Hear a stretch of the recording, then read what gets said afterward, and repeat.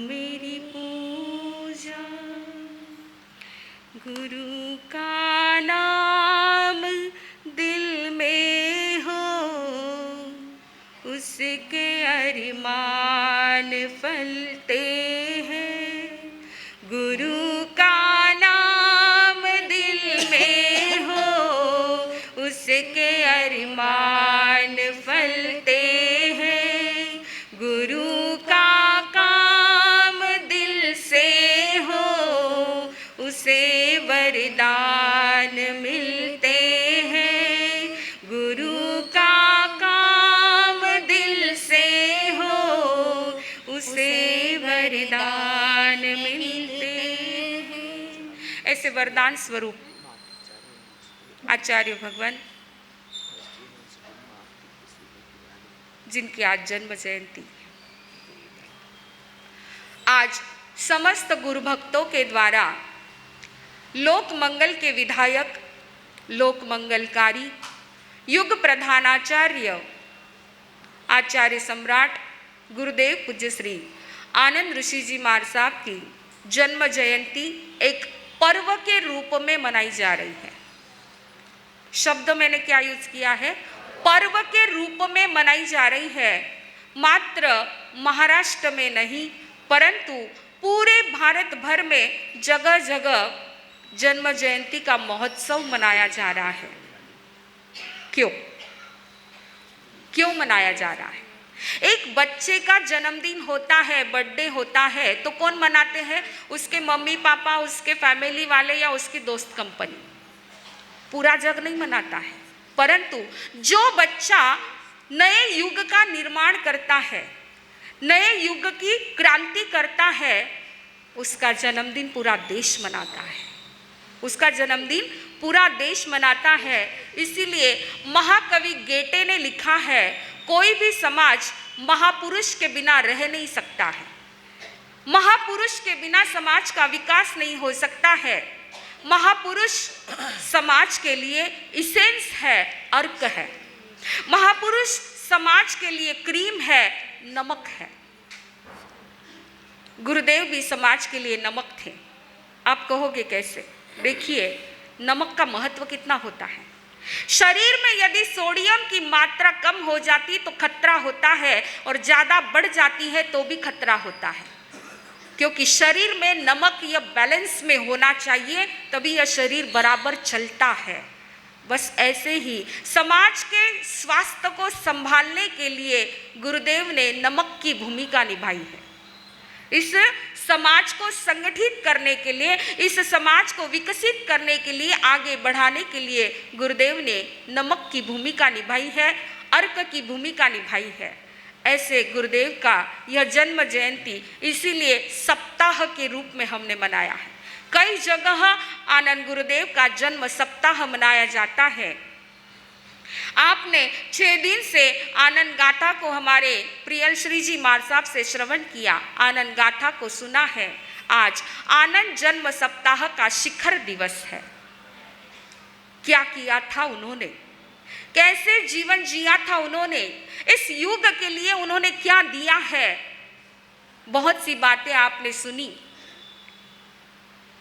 उन्होंने अपने पूरे जीवन में समाज के लिए क्या किया। गुरुदेव ने जन्म से लेकर दीक्षा तक, दीक्षा से लेकर संघ निर्माण तक, संघ निर्माण से लेकर संघ नायक तक, और संघ नायक से लेकर महाप्रयाण तक, अपनी इस पूरी जीवन यात्रा में गुरुदेव ने सदा सर्वदा सर्वत्र सभी को आनंद ही आनंद बांटा है। सभी को खूब दिया है। गुरुदेव ने खूब प्रेम दिया है। गुरुदेव ने पूरे भारत भर में पैदल विचरण करके सामान्य जनता से लेकर जन नेता तक सभी को खूब प्रेम दिया, खूब बांटा है, प्रेम से जीना सिखाया है, सेवा दिया है, सहयोग दिया है, अच्छे विचार दिए हैं, अच्छे कार्य दिए हैं। सबसे पहला गुरुदेव का जीवन मंत्र था, सबको प्रेम से रहना है। गुरुदेव ने सबको सिखाया कि कोई अमीर नहीं, कोई गरीब नहीं, कोई ऊंचा नहीं, कोई नीचा नहीं, सब समान है। ये सारी भेद रेखा मिटाकर समानता के साथ एक दूसरे के साथ प्रेम से जियो, यही गुरुदेव का जीवन मंत्र था। मानव समाज को ऊंचाइयों के शिखर पर पहुंचाने के लिए गुरुदेव ने 3 सूत्र दिए हैं। गुरुदेव ने 3 सूत्र दिए हैं, शिक्षा, सेवा और संगठन। शिक्षा, सेवा और संगठन, ये 3 सूत्र दिए हैं और उसी के आधार पर आज हमारा जैन समाज उन्नति कर रहा है।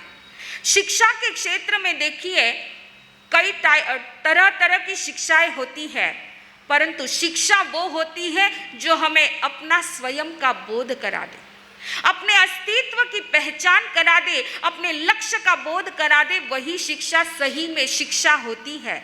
और ऐसी शिक्षा का साधन है आगम। ऐसी शिक्षा का साधन है आगम। आगम वह आत्मकल्याण का गेटवे है। जिनवाणी में वह सामर्थ्य है हमारे हर सवाल का जवाब दे सके। जिनवाणी में वह सामर्थ्य है कि हमारे विचारों को उन्नत करे, हमारे जीवन के स्टैंडर्ड को ऊंचाई दे। ऐसी जिनवाणी आगम के भाषा में अगर कहूँ तो गुरुदेव के जीवन में सारे आगमों का सार फलीभूत हो चुका था, साकार हो चुका था। पहला सूत्र है आचरांग। आचरांग सूत्र के द्वारा आचरांग के आचार को गुरुदेव ने अपने जीवन का अभिन्न अंग बना लिया था। सूत्र कृतांग के सूत्रों से गुरुदेव ने सीखा था किसी के भी साथ वाद विवाद नहीं करना, परंतु सुसंवाद करके सत्य और सिद्धांत को बताकर समन्वय स्थापित करना। बहुत सुंदर बात है ये। आगमों का सार जीवन के गुरुदेव के जीवन में कैसे उतरता गया। उनके मन मस्तिष्क रूपी कंप्यूटर में फीड थे ठाणांग और समवायांग के फार्मूले। भगवान की भगवत्ता भगवती की भगवत्ता जिनके जीवन में साकार हो चुकी थी, अणु से विराट की यात्रा का चिंतन जिनका बेजोड़ था। ज्ञाता सूत्र से उन्होंने सीखा था मेघ कुमार के जैसी समर्पणता, विनय और नम्रता सीखी थी। गुरुदेव की हमेशा प्रेरणा रही है सामान्य व्यक्ति को भी जिनेश्वर का उपासक बना दूं, इस धरती पर फिर से आनंद और कामदेव का पुनर्निर्माण हो जाए। जिन श्रावकों का वर्णन उपासक दशांग के अंदर आता है, गुरुदेव का एक सपना था कि हमारे अभी वर्तमान में इस धरती पर ऐसे ही आनंद, कामदेव और महाशतक जैसे निर्माण हो जाए, इसलिए उनका हमेशा प्रयत्न रहा है। महापुरुषों ने बहुत भोग दिया, बलिदान दिया, सब कुछ किया है, परंतु फिर भी एक प्रश्न चिन्ह कायम है, आज भी धरती पर शांति क्यों नहीं? चारों तरफ अशांति का वातावरण है, ऐसा क्यों है? प्रश्न व्याकरण सूत्र से गुरुदेव ने सीखा है और सबको समझाया है। गुरुदेव ने कहा जब तक हमारे आश्रमों के द्वार खुले हैं तब तक शांति हमसे कोसों दूर है। जब तक हमारे आश्रमों के द्वार खुले हैं तब तक शांति हमसे कोसों दूर है। और आप में से कईयों ने देखा है गुरुदेव को, गुरुदेव के जीवन में निंदा, निद्रा, प्रमाद आदि कोई आश्रव नहीं थे। सारे आश्रवों से गुरुदेव हमेशा दूर रहते थे। कर्म विपाक के कचरे को जलाना है तो अनुत्तर साधन है तपस्या, और धन्ना अणगार का आइम्बिल गुरुदेव का आदर्श रहा है।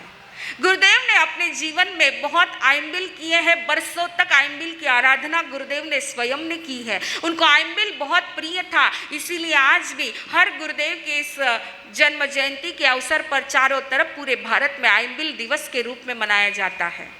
आइम्बिल की ताकत बहुत होती है, आप जानते भी हो, अंतगढ़ में सुनते भी हो। तो गुरुदेव का हमेशा एक चिंतन, एक लक्ष्य हमेशा बना रहता था। हृदय वीणा के तार हमेशा झंकृत होते थे कि बस समस्त कर्मों के विपाक को जलाकर के अंतकृत बनना है, साधक से सिद्ध बनना है। ऐसा उनका जीवन, ऐसे आगमों का सार जिनके जीवन में पूर्णतः साकार हो चुका था। आगम मात्र पढ़े नहीं थे, आत्मसात कर लिए थे। गुरुदेव ने आगम मात्र पढ़े नहीं थे, आत्मसात कर लिए थे। ऐसे आगम से आत्मज्ञान की शिक्षा पाकर गुरुदेव ने मानव समाज को सुशिक्षित बनाने के लिए शिक्षा का उपक्रम चलाया। परीक्षा के माध्यम से शिक्षा का प्रचार प्रसार गुरुदेव ने किया है।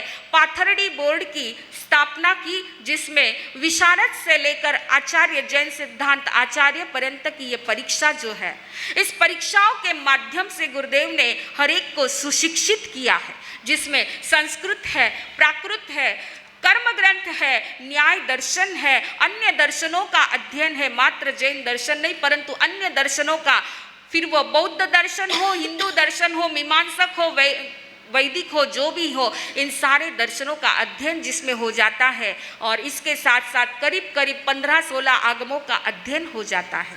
ये उपक्रम गुरुदेव ने चलाया। मात्र साधु साध्वी नहीं, कई लोग भी इस परीक्षा को देकर के अपने जीवन में ज्ञान का विकास करते हैं। इसके साथ साथ गुरुदेव ने कई जगह प्रेरणा देकर के, स्कूल है, बोर्डिंग है, हॉस्टल है, अरे माणिक दौंडी जैसा एक छोटा सा गांव, जहां पर भी गुरुदेव की प्रेरणा से स्कूल आज भी चलती है, और कई आदिवासी बच्चे जहां पर उच्च पदवीधारी शिक्षा प्राप्त करते हैं। ऐसे गुरुदेव का हमेशा स्वप्न रहा है कि हमारा हर बालक सुसंस्कारित हो, जैनत्व के संस्कार उसको मिले। कॉन्वेंट स्कूल के, इंग्लिश मीडियम स्कूल के संस्कार तो मिल जाते हैं, परंतु जैनत्व के संस्कार मात्र पाठशाला के माध्यम से मिलते हैं, मात्र पाठशाला के माध्यम से मिलते हैं। और गुरुदेव की प्रेरणा से कई जगह ये संस्कार केंद्र पाठशाला के माध्यम से कार्यरत है। और आज भी हमारे पूज्य श्री प्रवर्तक श्री जी महाराज साहब की आशीर्वाद और प्रेरणा से पूज्य श्री आलोक ऋषि जी महाराज साहब इस कार्य को बहुत अच्छी तरह से आगे चला रहे हैं। तो पहला सूत्र रहा गुरुदेव का, शिक्षा, सारा समाज शिक्षित हो। दूसरा सूत्र दिया सेवा का। गुरुदेव हमेशा कहते थे, सेवा के उपदेश देने से मानव नहीं जुड़ते हैं, सेवा और सहयोग देने से मानव जुड़ते हैं। तो सेवा के क्षेत्र में गुरुदेव का सपना था कि नगर में एक अच्छा हॉस्पिटल हो, ताकि लोगों को इधर उधर नहीं दौड़ना पड़े। और गुरुदेव का यह सपना उनके प्रिय शिष्य प्रबुद्ध विचारक पूज्य श्री आदर्श ऋषि जी महाराज साहब ने अपने सहयोगी के सहयोग से यह सपना पूर्ण किया और आनंद हॉस्पिटल का निर्माण किया। अत्याधुनिक टेक्नोलॉजी की मशीनें जहां पर उपलब्ध है और बिल्कुल कम इसमें जो है वहां पर इलाज होता है। एक छोटा सा किस्सा बता दूं आपको, आनंद हॉस्पिटल की बात की, जहां पर बड़े बड़े क्रिटिकल ऑपरेशन भी गुरुदेव के आशीर्वाद से बहुत सफल होते हैं। 14 साल का एक बच्चा वहां पर हॉस्पिटल में आया जिसके हार्ट का ऑपरेशन था। मात्र 14 साल का बच्चा, हार्ट का ऑपरेशन, डॉक्टर ने उसका हार्ट ओपन किया, देखा तो हार्ट पूरा उल्टा है, उसका हार्ट ही पूरा उल्टा है। डॉक्टर को देख करके बड़ा आश्चर्य लगा कि पूरा हार्ट उल्टा है और ये जीवित कैसे है। फिर भी गुरुदेव का नाम लिया और डॉक्टरों ने ऑपरेशन किया है। 10 घंटे ऑपरेशन चला। कितने? 10 घंटे तक ऑपरेशन चला, लेकिन ऑपरेशन सफल हुआ। उस बच्चे को जीवन दान मिला है और उसकी कोई फीस भी नहीं ली। उनके लिए एक बहुत आनंद का विषय था। एक बहुत बड़ी चुनौती थी कि उल्टे निसर्गत उल्टे हार्ट को सीधा करना है, बहुत बड़ी चुनौती थी डॉक्टर के सामने, लेकिन गुरुदेव की कृपा से ये बिल्कुल सफल रहा है। वहाँ पर नेत्रालय हो, डायलिसिस सेंटर हो, बाईपास सर्जरी हो, बहुत सारी चीज़ें हैं। आज यह एक कल्प वृक्ष की भांति वो हॉस्पिटल जो है फलीभूत हुआ है और कई लोगों की मेहनत, कई लोगों के वहाँ पर सहयोग से आज यह हॉस्पिटल एक बहुत बड़ा रूप ले चुका है, जहाँ पर कई ऐसे सामान्य परिस्थिति वाले गरीब लोगों को भी कभी निःशुल्क तो कभी कम इसमें जो है उनको इलाज मिलता है और बाईपास सर्जरी का एक भी ऑपरेशन फेल नहीं गया है। यह सब गुरुदेव की कृपा है, सब गुरुदेव की कृपा है। तो दूसरा सूत्र गुरुदेव ने सेवा का दिया। पहला सूत्र शिक्षा का दिया, दूसरा सेवा का दिया, तीसरा सूत्र दिया संगठन का। संगठन का सूत्र गुरुदेव ने दिया और गुरुदेव का वह प्रिय भजन हमेशा गुरुदेव गुनगुनाते थे, संगठन की वीणा बजने दो, संगठन की वीणा बजने दो, मोहे मधुर मधुर धुन सुनने दो, संगठन की वीणा बजने दो। व्यक्ति जब संगठित होता है तो सुरक्षित होता है।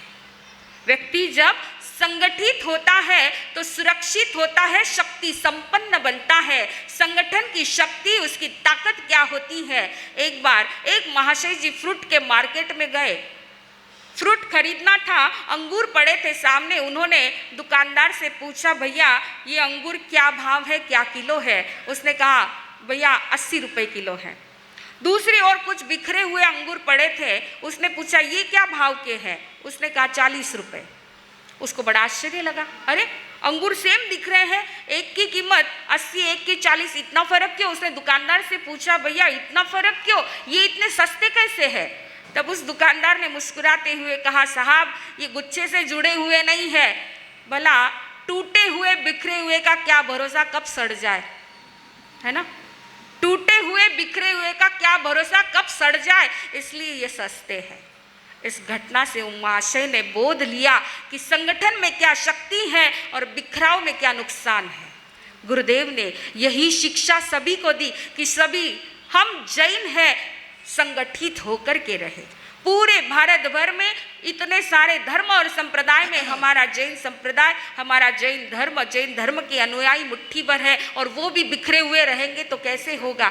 सभी को एक बनकर के रहना है। हम जैन है, एक है और नेक है, संगठित बनकर के रहो। बिखराव में मजा नहीं है। लेकिन आज क्या होता है, हर व्यक्ति अपना अपना अलग मंच चाहता है, हर व्यक्ति अपना अलग अलग मंच चाहता है। लेकिन याद रखना बंधुओं, शरीर के हमारे अवयव संगठित है तो अच्छा दिखता है। इन अवयव को काट करके साइड में रख दो, कैसा दिखता है, कैसा दिखता है। ये शरीर के सारे पार्ट जुड़े हुए हैं, संगठित है तो आकृति सुंदर लगती है। बस यही बोध गुरुदेव ने दिया, और संगठन के लिए गुरुदेव ने बहुत प्रयत्न किए हैं। गुरुदेव ने हमेशा सबको जोड़ा है, जोड़ने का काम किया है। जो जोड़ता है वो संत होता है, तोड़ने वाला आतंकवादी होता है।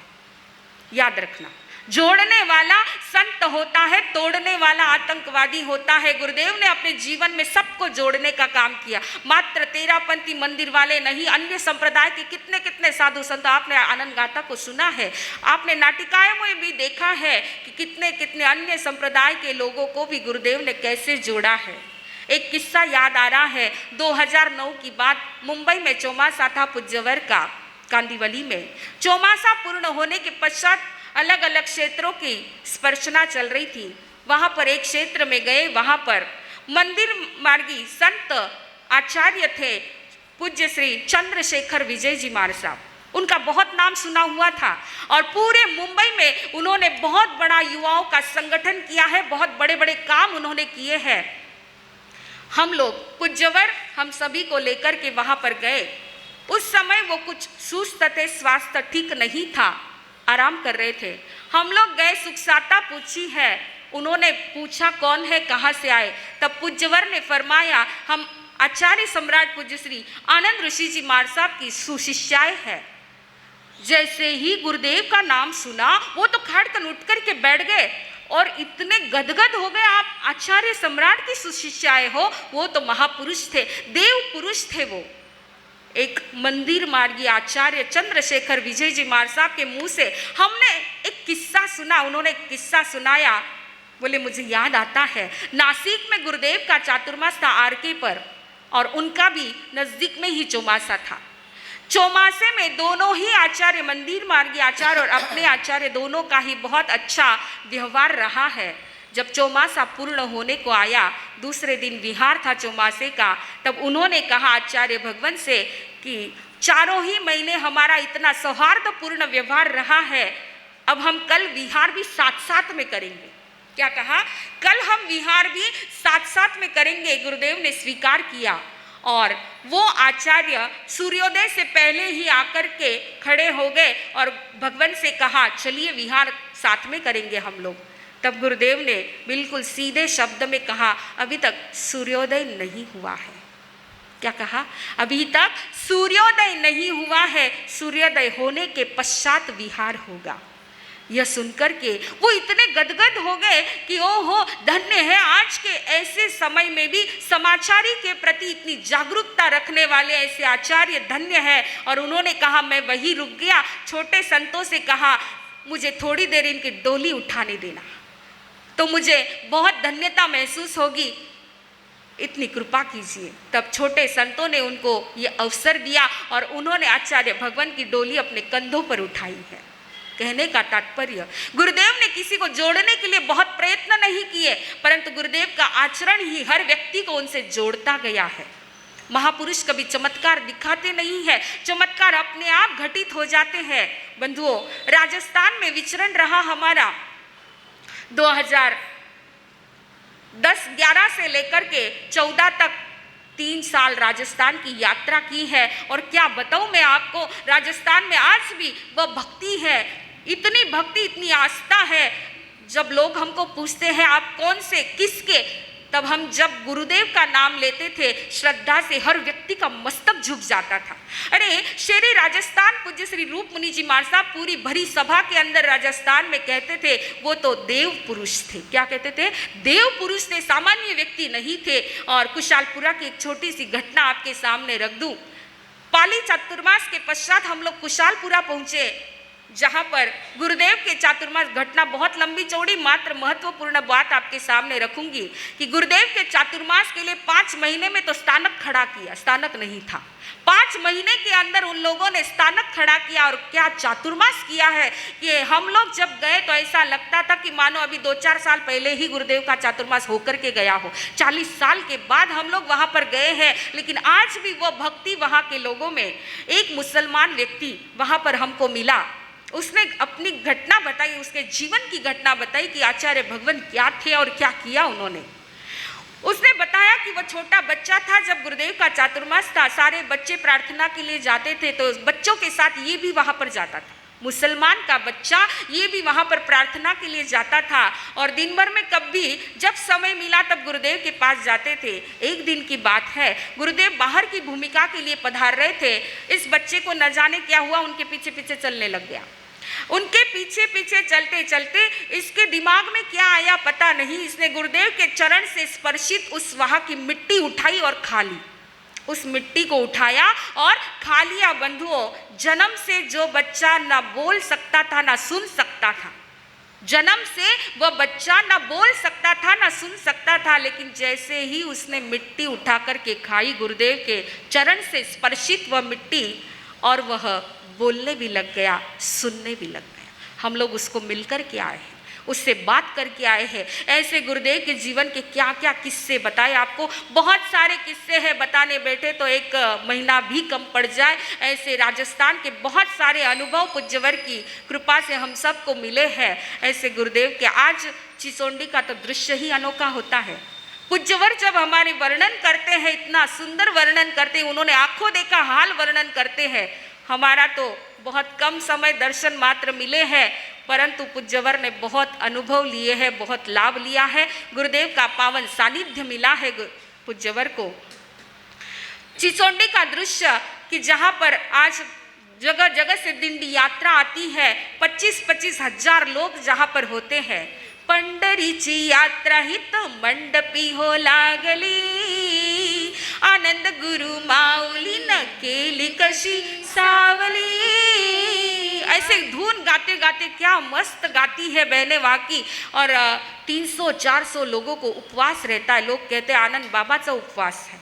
हम लोग 2 बार चिचोंडी गए, उस तीर्थ भूमि की स्पर्शना की है और देखा वहाँ पर ना तो कोर्ट है ना क्लिनिक है, ना तो कोर्ट है ना क्लिनिक है। हमने आंखों से देखा है, जहाँ पर जिस स्थान पर गुरुदेव का जन्म हुआ था वो स्थानक बन चुका है और जिसको भी कोई प्रॉब्लम होता है वहाँ पर आ जाते हैं, गुरुदेव के नाम की माला फेरते और ठीक हो जाते हैं, सब कुछ ठीक हो जाता है। ऐसी कितनी बातें बताए गुरुदेव के जीवन की। पूरे भारत भर में सभी के श्रद्धा के स्थान गुरुदेव बने हुए हैं। अरे पंजाब की भक्ति तो कहने से बनती है। ऐसी पंजाब के लोगों की भक्ति पूज्यवर फरमाते थे कि कई बार इतनी दूर से यात्रा करके वो लोग आते थे और गुरुदेव आराम करते थे। संत कहते थे अभी गुरुदेव आराम कर रहे हैं, आप प्रसाद लेकर के आ जाइए, फिर दर्शन हो जाएंगे। तो वो लोग कहते नहीं, हम लोग भले ही कितनी ही दूर से आए, थके हुए हैं, लेकिन जब तक गुरुदेव का दीदार नहीं हो जाता है तब तक खाने की इच्छा नहीं है, पानी तक पीने की इच्छा नहीं है। बस गुरुदेव का दीदार हो जाए वही हमारे लिए महाप्रसाद है। ऐसी पंजाब के लोगों की भक्ति कितना कहे और कितना नहीं कहे, समय हमारा आगे चल रहा है। बस गुरुदेव का आज यह जन्म जयंती महोत्सव, यह सप्ताह हमने मनाया है। गुरुदेव के 3 सूत्र हम अपने जीवन में अपनाएं, शिक्षा, सेवा और संगठन, इन 3 सूत्रों को हम अपने जीवन में उतारें तो निश्चित रूप से गुरुदेव का यह जन्म जयंती मनाना सफल और सार्थक हो सकता है। मात्र जयकारे लगा दिए, जाप कर लिया, वह इतिश्री नहीं है, परंतु हमारे जीवन में शिक्षा, सेवा और संगठन, ये 3 सूत्र पर हमें काम करना है। शिक्षा के क्षेत्र में चाहे पाठशाला हो, बस एक संकल्प करें। गुरुदेव ने पाठशाला के लिए बहुत प्रयत्न किए, तो पाठशाला ऐसी जोरदार चलनी चाहिए कि वह पाठशाला में से कई ऐसे हमारे बालक बालिकाएं तैयार होकर के जो प्रतिक्रमण है, सामायिक है, स्वाध्याय है, इन सारे क्षेत्र में आगम के अध्ययन में जैनत्व के संस्कार जिनके भीतर में रोम रोम में बस जाए, ऐसी पाठशाला हमारी ऊर्जावान पाठशाला बने। सेवा के क्षेत्र में है, संगठन के क्षेत्र में हमें आगे बढ़ना है, तो निश्चित रूप से यह जन्म जयंती मनाना, गुणगान करना सफल और सार्थक होगा। इसी मंगल भावों के साथ बोलिए आचार्य सम्राट पूज्य श्री आनंद ऋषि जी महाराज साहब की